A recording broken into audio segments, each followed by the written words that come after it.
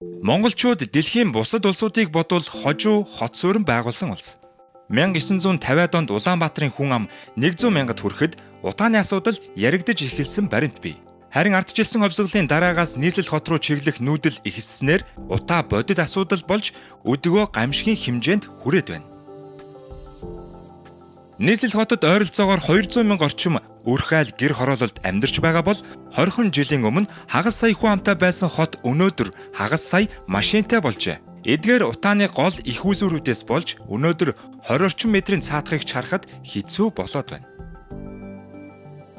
Дэлхийн утаатай хотуудын жагсаалтыг хүн ам ихтэй үйлдвэр зөнгөлсөн хотууд тэргүүлж байгаа харагддаг. Харин эхний аравт бичигдэж буй Улаанбаатар хот маань харьцангуй бага хүн амтай бас үйлдвэр төдийлөн хөгжөөгүй. Тиймээс утааны давмгаалсан элемент нь үйлдвэржилтээс үүсдэг хүхэр, мөнгөн ус, хүнцэл биш, харин нүүрс хүчлийн давхар эсэл болон том, нарийн ширхэгт тоосон зур юм.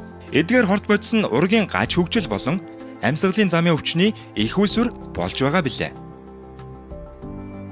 1930 онд эхэлсэн Лондон хотын утааны асуудал 1960 онд хурцдмал байдалд хүрч нэг жилд 10,000 гаруй хүн нас барсан тохиолдол бий. Утааны хамгийн хилмигдэгчд нь хөгшөд болон нялхас байсан.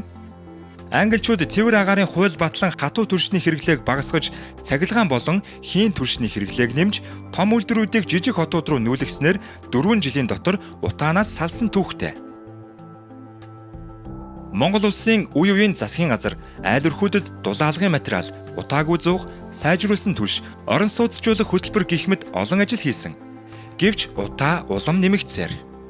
Шинэ засгийн газар энэ жилээс гэр хорооллын өрхүүдийн шөнийн цахилгааныг тэгэлсэн нь Лондонгийн адил Улаанбаатарт утаа багасгах эхлэл болж чадах болов.